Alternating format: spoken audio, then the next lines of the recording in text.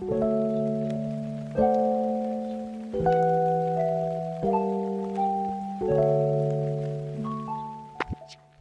up, everyone? Welcome back to the Best Friend Divorce podcast. I'm your host, Shauna, and today's episode is a bit of a twist.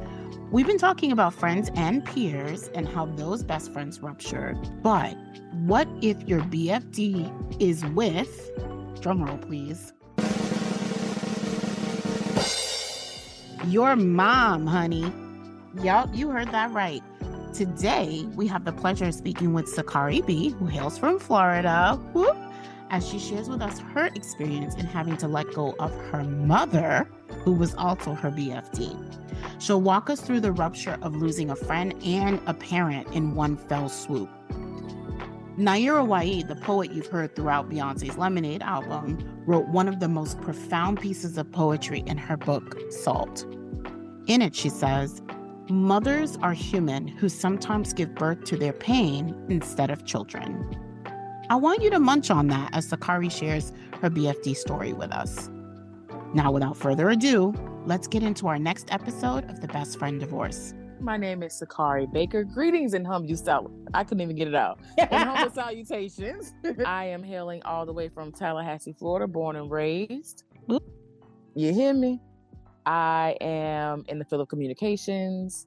I am pro-blackity black, graduated from an HBCU, came from a black woman and black man. I am black through and through. Hello. My undergraduate degree is in multimedia journalism. My master's that I just recently obtained in December was from Florida State in digital communications with an emphasis in public interest media. My wheelhouse is anything communications, social media, editing, videography, photography, writing. I'm a jack of all trades.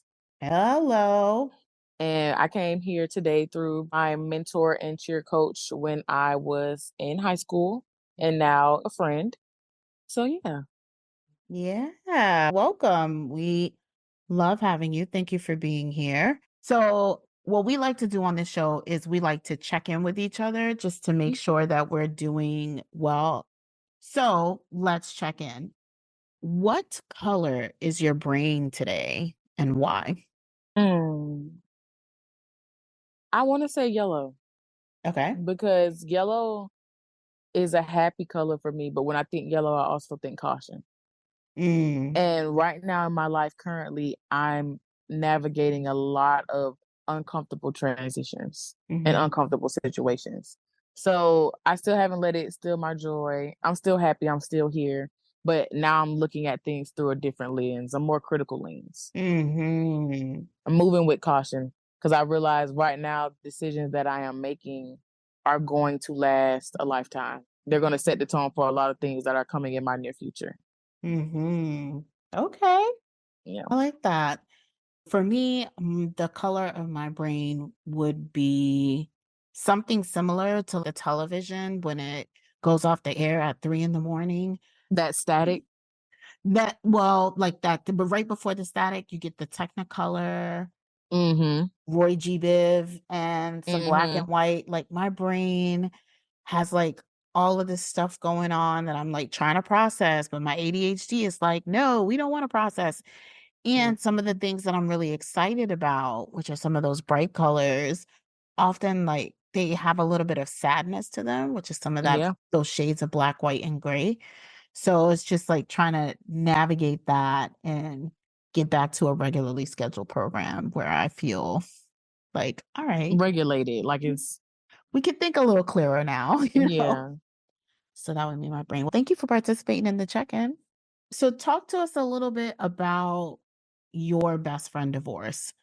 Who was this person to you? How did you all meet? How did you even get a friendship? And how did it grow so deeply?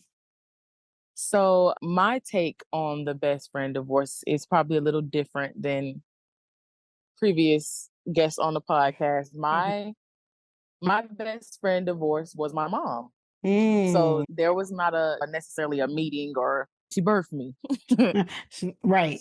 Yeah. So, it's a little bit of a different dynamic, but what I will say is I feel like often, and I can't speak for any other communities, but I feel like often in the Black community, when Black people have kids young, that first child does end up being somewhat more like a friend than a child because you grow up with them. Mhm. So me and my mom's relationship was, and honestly, I didn't realize until I went to college and started meeting other people and their family dynamics. I didn't realize, okay, this is your mom, not your best friend for real. So some of the boundaries and things that you guys do and talk about when you're talking about that with other people is that's not right for her to have Mm. done that as a parent. That's not right for you to have experienced that as a child. So yeah, That's a lot of pressure. that it is our breakup. I don't know, and I was gonna say it's fresh. It's not fresh.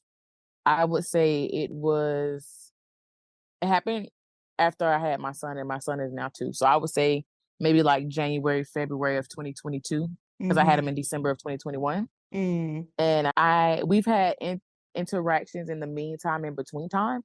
But I'm at peace with the situation because I've healed from it, and I now see my mother in a different lens than I did before. Mhm. And I realized that even though she is my mom and she was my best friend and she wore these many hats for me, she was still a woman. At the end of the day, she was still her own person who Mm. is on her own healing journey.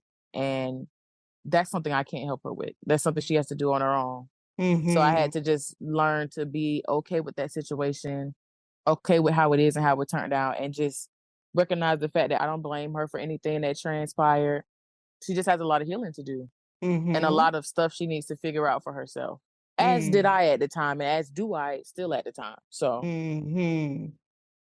Okay, so let's talk a little bit more about your best friend divorce. So your mom was your best friend, mhm. and now that relationship has ruptured, or is the relationship just on pause? Like, where is it now?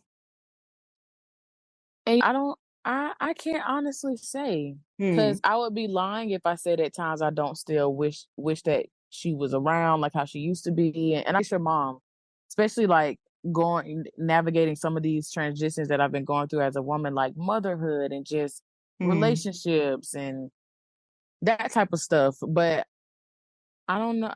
In my mind, I want to say it's ruptured because even if we were to rekindle, it would never be the same for me because some of the things that transpired, I just never would have thought the woman who brought me into the world would have moved like that, treated me like that, said the things that she said. But Mhm. I do, like I said before, I do recognize that she's on her own healing journey, and a lot of that came from a place of hurt. But it Yeah. still doesn't make it right. Yeah, absolutely. So can you talk to us a little bit about what that was? Because you had mentioned that your mom was like a young mom, which pretty hmm much sounds like you both grew up together, and hmm that friend that turned into like more of a friendship than the parental like mom and daughter relationship. So when it Yeah. was good, what was it like when it was good? What did it feel like? What did love look like and sound like and feel like? Okay. I think to discuss that, we have to get a little bit of backstory. My mom was young when she had me. I wanna say she was 20 or 21. Mhm. I have quadruplet siblings. So it's me, and then when I was 4, she had 4 babies at one time. Mm. And, of course, that shifts the dynamic of a household going from an only child to now being a big sister to 4 little babies. Mhm. I think what started me and my mother's friendship, because 'cause I've always felt like she was a friend, and it was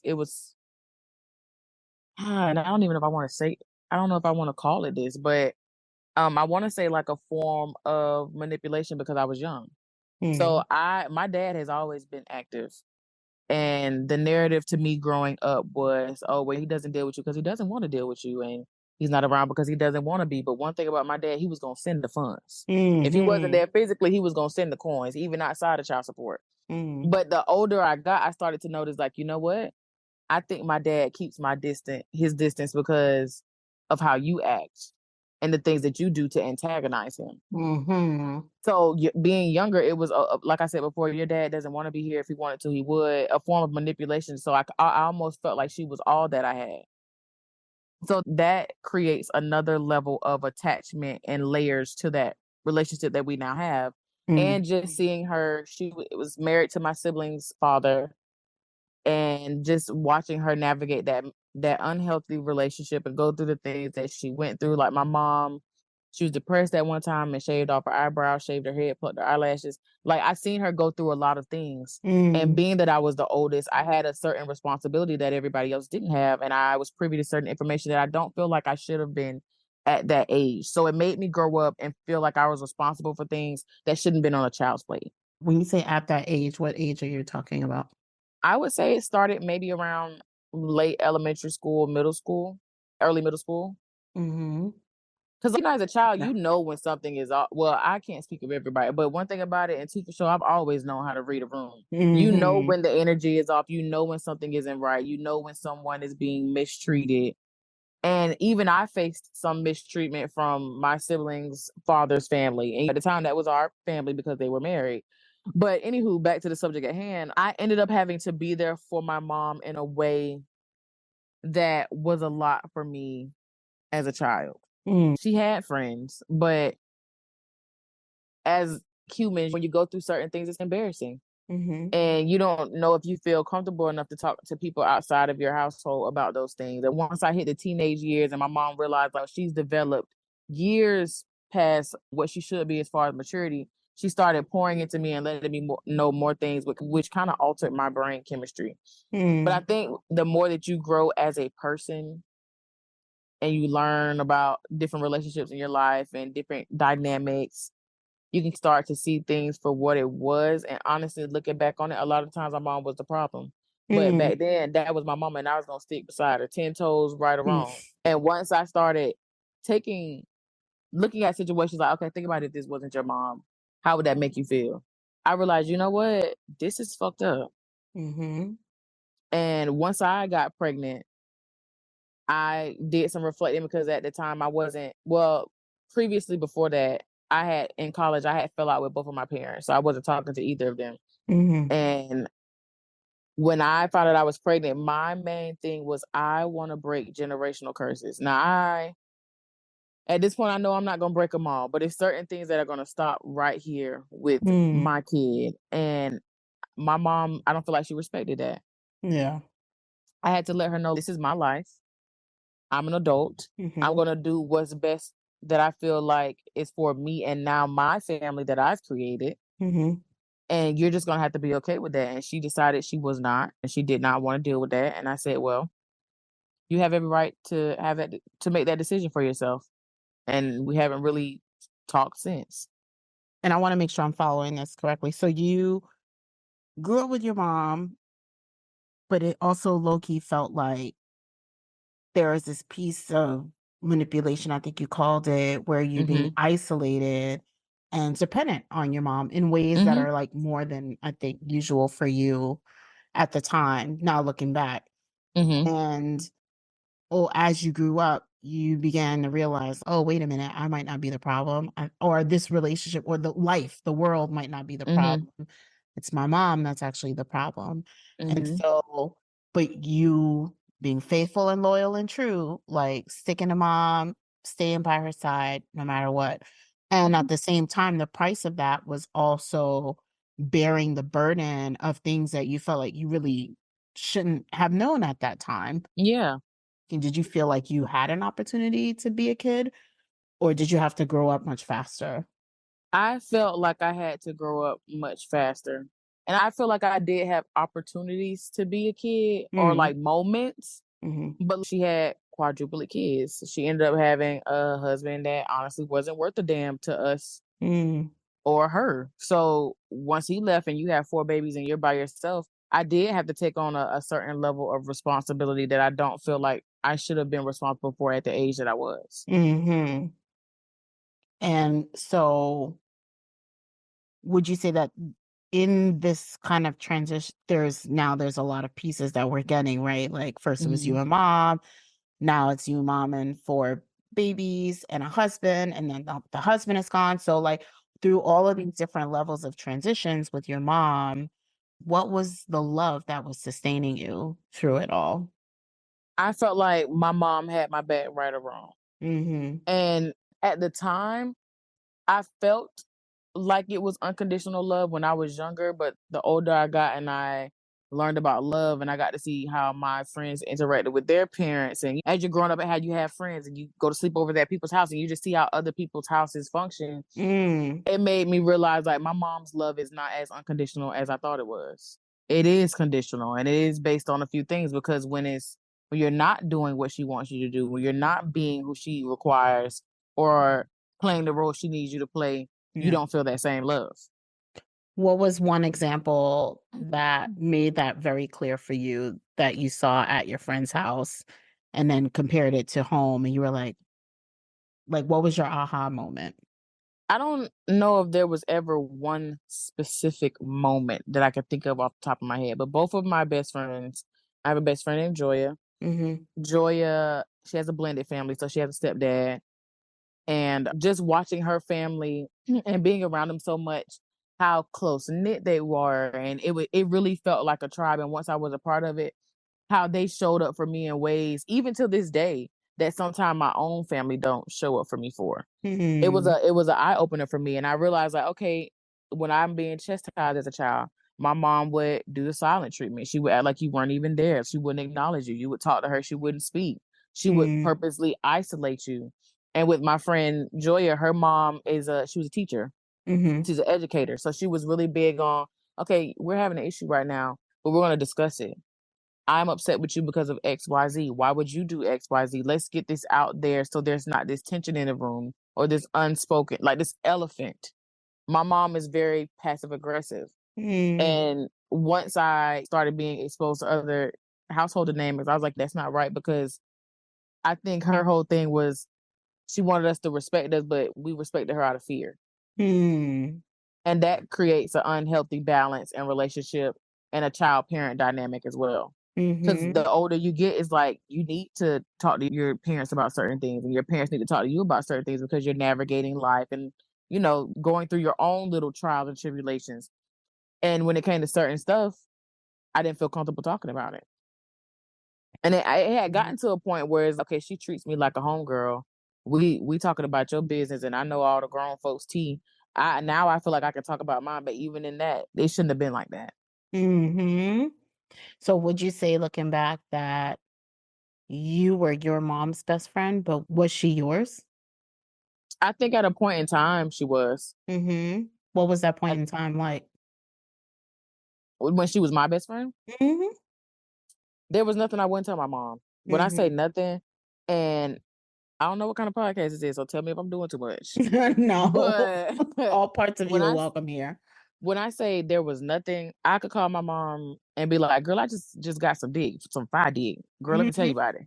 There was nothing. Mom, I just tried ecstasy for the first time. Let me tell you about it. There was no boundaries. Mom, can you look at my coochie? It feel funny.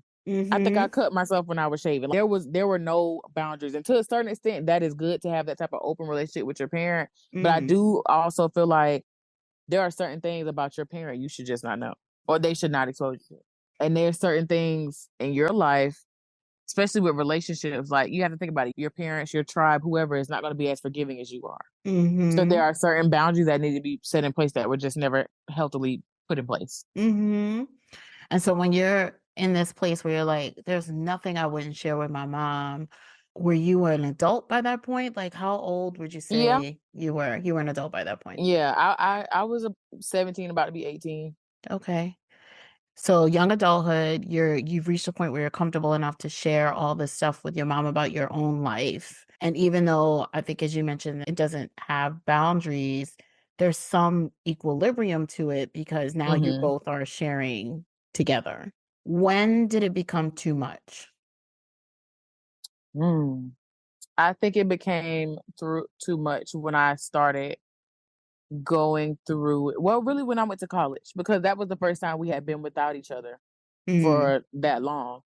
So it would be like, well, I haven't talked to you today, or you know what I'm saying, you up there with your friends and you acting funny. And it wasn't that. I'm in a new city around brand new people. I'm navigating a new life that I'm trying to build for myself. And it's not that I don't care about what's going on back home, but I can't be fixated on what's in Tallahassee because I'm in Montgomery. hmm That's not going to do me any justice to be, my mind is still be there when my body's here, and I need to be experiencing this while I'm here and in this moment. Yeah, and I think what's interesting about that is that sometimes people have that kind of response, like, "Oh, you don't care what's going on, you've changed, you're different," and it's, like, the weirdest way to say, "I miss you," and it's like, we can say a thing, like, we don't have to We don't indict. have to do this. Yeah, we don't have Yeah. to do this. We don't have to indict someone about something that a problem that isn't really there. Like, there are Mhm. feelings, there are big feelings, and I miss you, and I also wanna honor that sometimes our moms, my mom included, just didn't have the capacity, the language, less Mhm. the capacity, but the language to be like, "Oh, this is what I'm feeling and this is I why." think older parents, they lacked emotional intelligence. They Mhm. didn't know what they were feeling. So, of Mhm. course, they didn't know how to communicate that because you gotta think about it, the generation before that, if you were a child, you'd be seen and not heard. You didn't get to Yeah. have a voice, you didn't get to, you know what I'm saying, healthily communicate how you were feeling. It was Mhm. you're a child and you're gonna take it, and see, I'm not that girl. As a child, as an adult, as a person, as a woman, as anything, if I'm pressed and I'm bothered, I'm going to say something. We're going Yeah. to address it. We're Yeah. not going to sweep it under the rug because you're going to keep doing that thing that bothers me and triggers me. And when I end up spazzing, now it's going to be like, well, she just went off the deep end. Well, no, it was a buildup. Mhm. Yeah. And I partially think that's why everything happened the way it did with my mom because it had been a buildup for some time. And there was a lot of little things that happened that just made me be like, you know what? I love her to death. It's nothing I want to do for this lady, but I have to start putting distance there. Because she would Mm. ask questions like, well, if me and your dad were to ever get into it and you had to choose a side, who would you pick? Why would you ask your child something like that? Mm. Or she would, when I was in college in Montgomery, she would confide in me, like, oh, so much going on here. I don't know if I can do it. I don't know if I want to live anymore. I really just want to take my life. And then all of a sudden, you would start responding to my text, or you wouldn't answer when I called. So Mhm. now I'm in another state, panicking, trying to figure out what's going on. And I talk to my siblings. They're like, "Oh, she's fine. She's in the room eating popcorn, watching TV." So it was like it was. I don't know. That's I like don't that know. manipulation piece you had talked about Yeah, earlier. yeah, Yeah. And do you think that in that, because I'm listening to what you're describing, and do you think in that you experience, like, some jealousy from your mom, either about I you do. going in a different pathway from her, like, going off. Not even necessarily going in a different pathway. Funny kind of story. All my social media handles are underscore greatness ahead. I feel like I knew from a very young age that I was different from my family and the people around me. And I was Mm. going to be different and I was going to do different things. And I've always been aware that when you start making these changes and doing these things for yourself, you can't take everybody with you. Yeah. And I think when my mom started saying, like, okay, she may not have did it how she said she was gonna do it, but the things that she said she was gonna do still got done. She knew I had Mhm. a certain level of tenacity, and there was also like a certain I don't need you because I wasn't as codependent on her as my siblings are, which typically the first child isn't. You learn a different level of independence from the jump, Mm. Mhm. and I don't know. I think the fact that I did, I think at one point in time she was trying to live through me. And when I started to do things my way instead of how she envisioned it for me, that's when we began to butt heads. Because I'm very much like the name of my podcast is bias. It's an acronym for bitch, I ain't sorry. Because I'm not. I And love I that. s- and I said what I said. Now later on, if I go back and reflect and I feel like I was wrong for what I did or my actions, I may apologize Mhm. for my delivery, but I would not apologize for what the cause I was doing it for. Mhm. She can't take that. Mhm. Or she couldn't take that. And you mentioned that she tried to live through you Mhm, in some ways. And that's what my question is getting at. Like, you are making these different choices that she either didn't get an opportunity to make because she was a young mom or she had other things going on, but mhm, now you have them. And I would imagine your expectation as a child, and you can totally correct me if I'm wrong, but as a child, even at 17, is that your mom would be proud and your mom would mhm, be happy and supportive of you. instead of trying to live through you, trying to make you feel bad for being away, like all these things that happen in codependent relationships.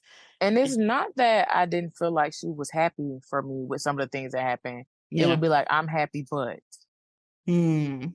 and but negates everything in front of it. Right. So Absolutely. So, what was the defining moment? And I think you talked about it a little bit earlier, but what was the defining moment of like you having to put your foot down, stand on business, and be like, this engagement is not healthy for me anymore. Like, I have to walk away or take some space. And you might have had a couple of moments where you've had to take space and then come back. But what was the final moment? What was that like? What was the event? What happened? Who was harmed by it? Talk us through that day. ooh, so girl, let's get into it. So I had what doctors would say is a cryptic pregnancy. So Mhm. I didn't find out I was pregnant until I was almost 5 months. Now I was in a relationship at the time with my child's father. And my mom actually really loved him. She would be like, "Oh, he's like my son." And but of course, when shit started happening, especially when babies get involved, you start seeing the real. And there was a lot of lies that had been told and things Mm. that he had hidden, and that came into fruition when he had to start telling people like, "Yeah, my girl got a baby on the way. I'm happy." Him and my mom's relationship dynamic changed, of course, because at this point, I have always had a strong intuition, and one Mhm. thing I can kick my ass for now, looking back and reflecting, is not believing myself. Mm. And I would tell her, like, Mom, I think he's doing this, or I feel this type of way. And she's like, Girl, it's from your previous relationship. That man loves you.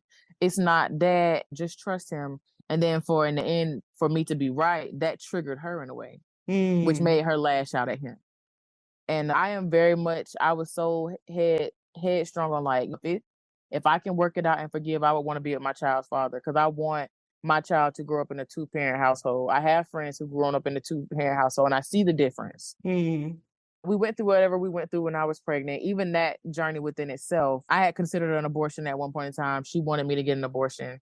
Mm. I hadn't 100% sold myself on the idea, and she had started telling people that I wasn't pregnant anymore. So now that I am still pregnant and this baby is growing and flourishing, I'm deciding to do what I want to do. You can't even share with people your excitement about this baby because they think the baby died. Mm.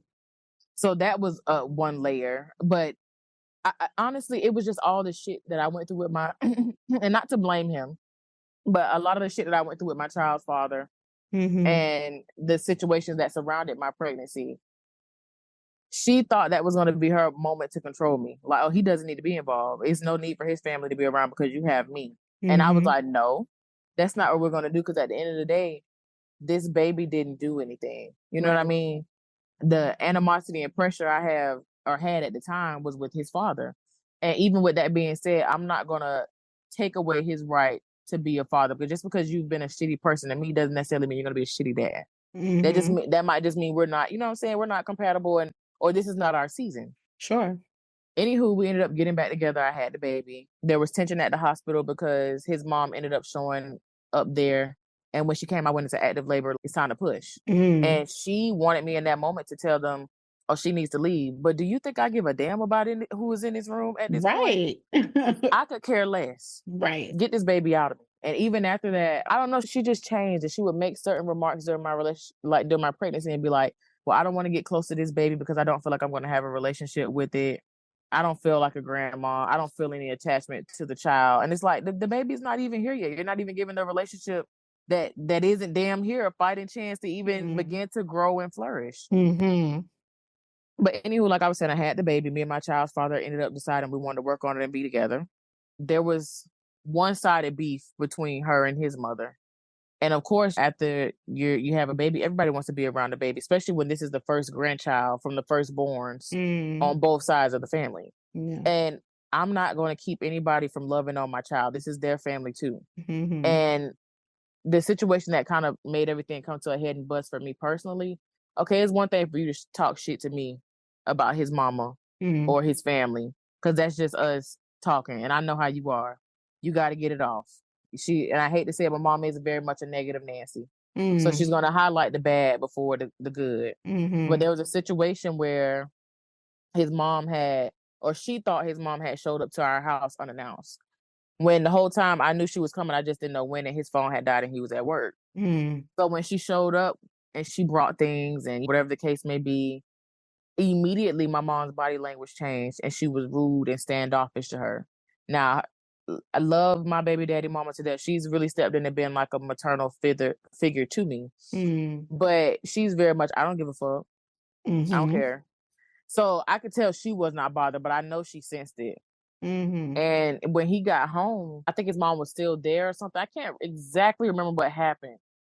But my mom is, like I said, she's passive aggressive. She might not say anything, but she'll make a face. Yeah. Or she'll make a sound. Or she'll do something to let you know, yeah. You know what I mean? And I think she had balled up her face at his mom or something, or made a face at him. And at this point, he's at his wit's end because this is my house with my old lady. We live here together with our baby. I'll let you come and go as you please to see your grandchild. And every time you're here, you don't even want to be in the same room with me. Like, he would go sit in a separate room in the house, and my mom was there visiting the baby. Like, it was on that type of time. Wow. And he was like, I've taken enough of it. And she had her face balled up, and he was like, do you smell something? And she was like, excuse me? And he was like, your face is balled up. Did you smell something? And she was like, no. And he was like, oh, okay. And he went upstairs. And from that moment, the rest of the interaction while she was at my house was a bit awkward. And I remember my sister was leaving because my two little sisters came, and she was standing in the front door with the door wide open. We stayed in a townhouse that was near this little watered area, so it's mosquitoes, there's all type of shit outside. So I'm like, I'm sitting in the living room with my baby. I was like, close my damn door. Yeah.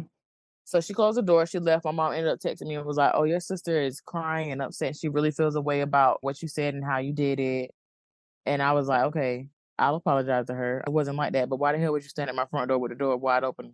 Riddle me that. Right. But when that interaction happened between him and her about, oh, do you smell something? I was in the kitchen, so I didn't see it, but I heard it. So when they left, he was like, yeah, like she balled up her face at me and she made a slick remark about my mom, whatever. So I asked her, I said, Mom, what happened with that interaction between you and him? Oh, and she flew off the handle. She was like, oh, you picking a nigga and his family over me? There it is. Yep. There it is. Fuck him and fuck his mom. A whole tangent. And if that's how you feel, you can stay on your side of town and I stay on mine. Now, mind you, I'm going through postpartum. Yeah. I literally had a baby and I went back to working on my master's a week later. I'm a stay-at-home mom while he's working. I have a lot of shit going on in my mind mentally. And in my mind, I already had animosity because I remember when the baby first got home from the hospital, he had colic extremely bad. But I'm a first-time mom. I don't know why this baby won't sleep. I don't know why he won't stop crying. Yeah. We're not getting any sleep. And his mom ended up being like, hey, how about y'all come stay with me? I was stressed, so I wasn't producing milk. We ended up staying at her house in the guest house for, I want to say like 2 or 3 weeks because I wasn't cleared to drive because I had a small tear when I had him. And during that time, I did not talk to my mom. She did not reach out or try to see me once she realized I was at her house. And then when I came home, that's when she wanted to. And even then, I was asking her like, hey, Mom, I got these breast pumps. I don't know how to use them. Google it. Figure it out. Oh. Well, do you want to hold your grandson? I'll hold him for a little while. It was, I don't know. It felt like she was there because she felt like she had to be, not because she wanted to be. And I started picking up on that. And when she made that comment, you stay on your side of town, I stay on mine, that's fine. Because at this point, it's not about me picking somebody else over you. It's a respect thing. If this is my partner and this is who I'm going to be with, there has to be respect on both ends. I'm not tolerating disrespect. Yeah, because absolutely. if the shoe were on the other foot, I wouldn't let them disrespect you. And she couldn't take that. And that was it. That was it. After that, I don't think I talked to her until toward the end of that year, because she works at my son's doctor's office. Okay. And I ended up seeing her, and she was like, "Are y'all gonna do something for his first birthday?" And at the time, we didn't have anything planned. But I said, "No, I'll let you know." And then when the other grandma did end up planning a party last minute, and I thought about it, I'm not telling her shit because you haven't been around for the whole first year. You don't get to show up and be highlighted as a grandparent and celebrate because you weren't here helping us navigate this new transition or figure anything out. And after that, she went on a whole Facebook rant about how I'm a fake bitch and the street can believe what they want to believe. And I was just like, for you as my mother to get on the internet and try to slander my character like that, I'll never respect you again. Because one thing about it too, for sure, I feel like when it's public disrespect, It needs to be a public apology, but she's prideful, and I know I'll never get that. So with that being said, I see you for who and what you are. I accept you for who and what you are, and I'm taking a step back because I don't have to deal with that. Thank you for sharing that with us, because I think there might be listeners who are trapped in a similar relationship with their mothers, and because of societal pressures and what the Bible says and what family says about culturally the way you're supposed to treat and behave with your mother means that you tolerate everything that she can throw at you. And I want to say Naira Wai wrote a very short poem about how m- like mothers believe they give birth to their daughters, but they actually give birth to their pain. And so sometimes we end up bearing the burden of that pain in many different ways. Even the way that you described is a different way than other folks I know who have been in similar situations described, and courage that it takes to block out all of those voices and center yourself, your humanity, your child, right? You don't even want your child to experience that and make a decision that I imagine could not have been easy to make. How did you come out on the other side of that? I did end up going to therapy. Mm-hmm. It took a lot of work and self-reflection and realizing, like, you know what, maybe I played a part and was triggering her in ways that I didn't realize I was. But at the same time, it's like before I can honestly admit that I had an issue with setting boundaries, because you never want to have to stand firmly on boundaries of people that you love. So it was like, you know what, I'll take that because maybe she didn't mean it like that. Or I'll let this ride because this is who this is to me. And I had to realize, no, when you set a boundary, that's for everybody across the board. And you gotta, if you don't stand on business by anybody, you gotta stand on business about yourself. And now that I have a child, I gotta stand on business about him. It's certain things that he will not be exposed to. Yeah. It's certain things that I'm not gonna tolerate. And if you can't be okay with that, you can dismiss yourself. But it has been a long journey. And I think what was the hardest part for me is just being okay with knowing, like, okay, this wasn't all you.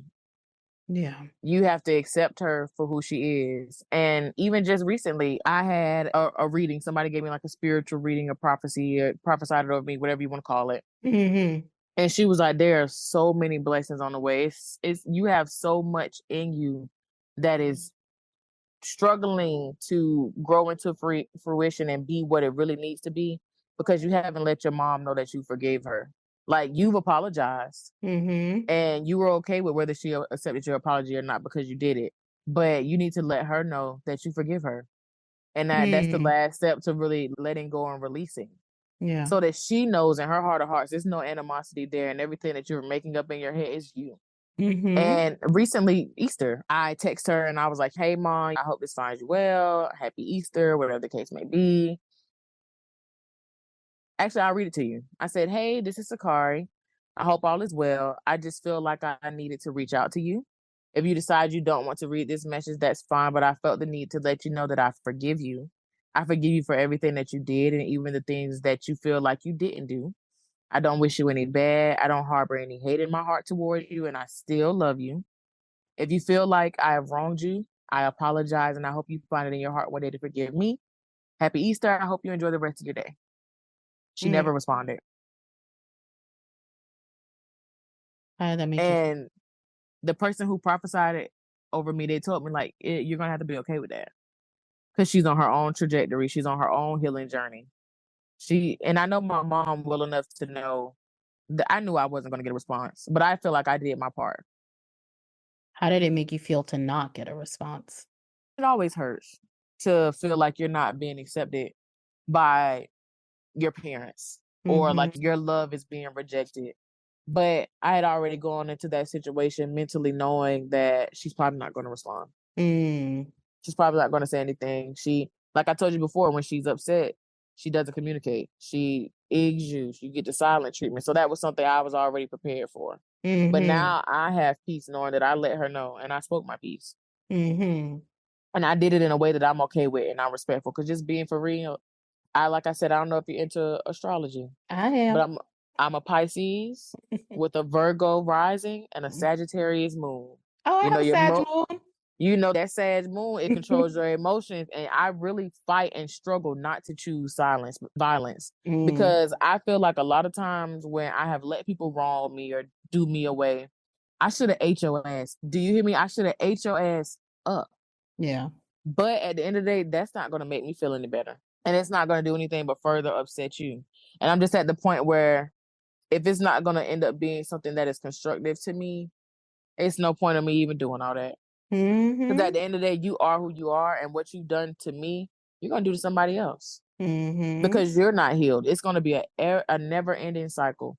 But the cycle that you started with me is going to end here. Yeah, that's why that phrase exists, right? Hurt people because the cycle perpetuates. And even when we think about harm and violence, and even if we just put it under one big harm umbrella, most people's introduction to harm isn't from the harm that they commit themselves. It's usually from the harm that has been committed to them. And then being forced to navigate the world, their relationships, their family, their own hearts with that harm in front of them or behind them. Like, it's just strange. It's so strange. It's like the expectation of just get over it. You'll be fine. But I think being able to sit with it and make space for it, especially the way in which you're describing, can be really beneficial. And the other thing I'll say that you mentioned that I thought was really interesting is that this seemed to have could have had like little ripple effects throughout your life, but it seemed like once you got pregnant, you were keeping the baby, you were having the baby, it seemed like it just double time. It fast forward. Did it seem that way to you as well? Yeah, and it was crazy to me because I am a firm believer that when you are pregnant, that is one of the most vulnerable times in your life. Yep. And I paid really close attention to how people treated me when I was pregnant. Yeah. Even if I didn't say anything, best to believe, bitch, it was noted. And it did not go unnoticed. I believe that. Go ahead. Sorry. No, go ahead. No, I was just gonna say, not only do I believe that, but life and death make people weird. People are weird at funerals when people die, and people are weird when life is coming into the world too. It's like the weirdo vibes just escalate. And honestly, I feel like in a way she was almost jealous that I had something other than her now. Yes. And once again, I don't know because I don't talk to her. We probably, and I hope one day we can reconcile, but I would just love to know, girl, what made you click the way that you did? And I know right now, if we were to sit down and have a conversation, I don't think she could even answer that.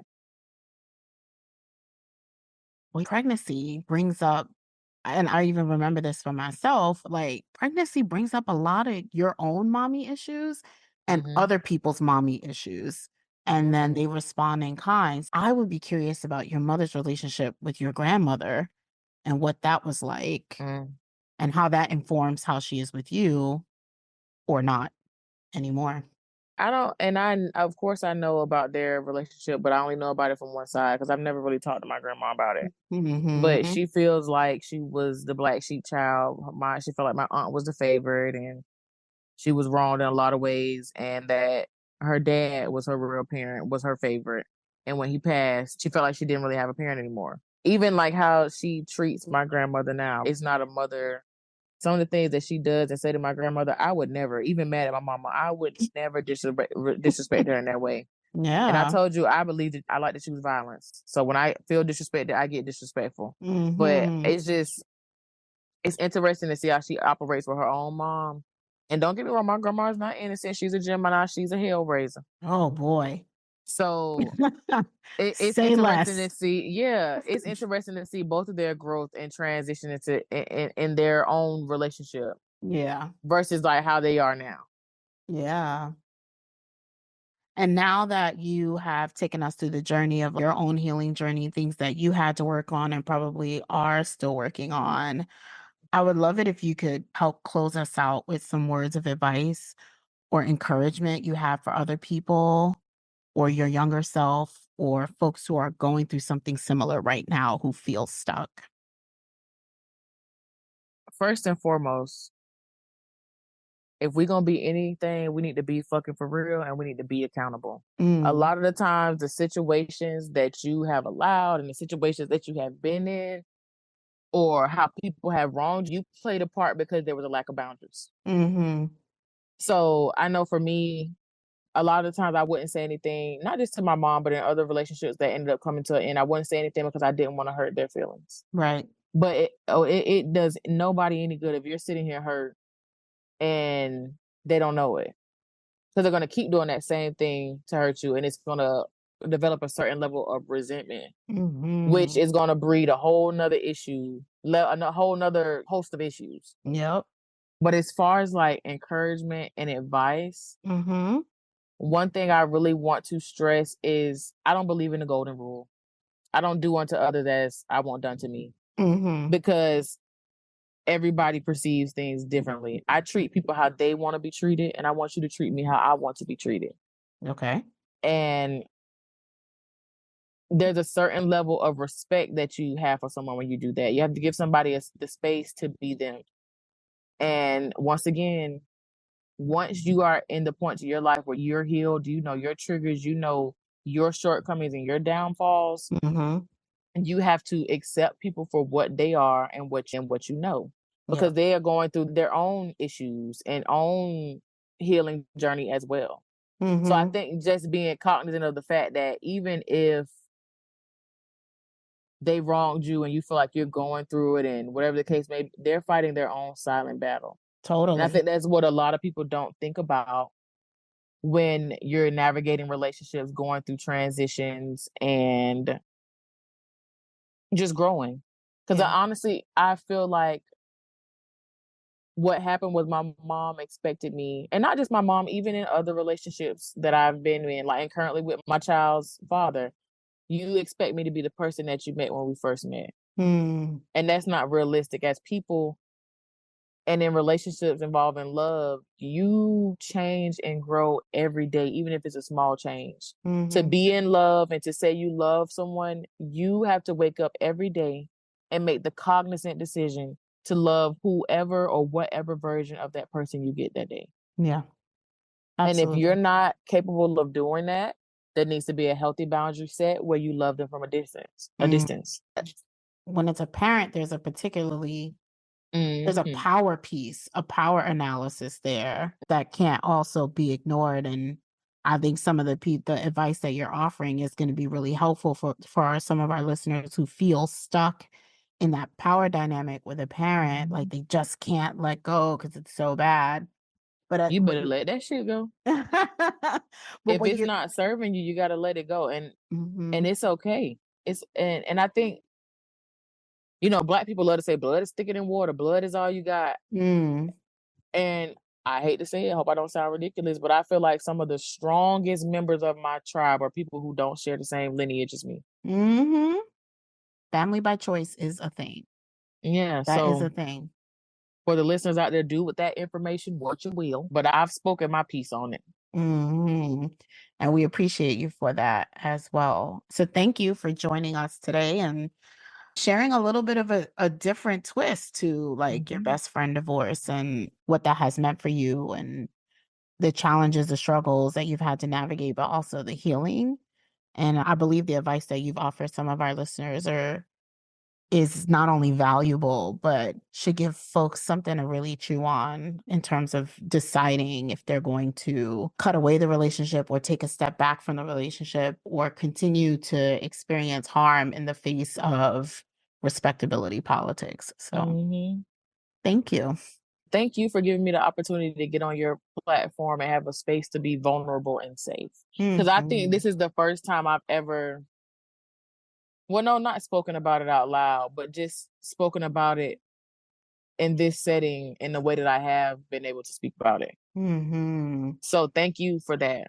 Yeah, no problem. That's what we here to do. Like each one teach one, each one reach one. Everybody's got you said it, you just said it. Everybody's fighting their own battle. Like we got to be able to help each other out. Like the world's turning into the upside down. So bad. If all we got is our stories, then we got to share them, because otherwise, what is that phrase they say? Otherwise, if you are silent about your pain, they will kill you and say you enjoyed it.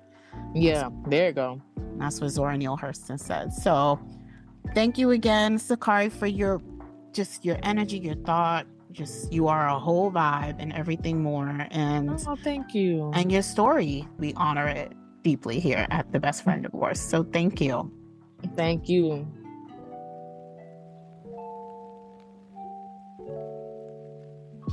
I told you today's episode would be a bit of a twist.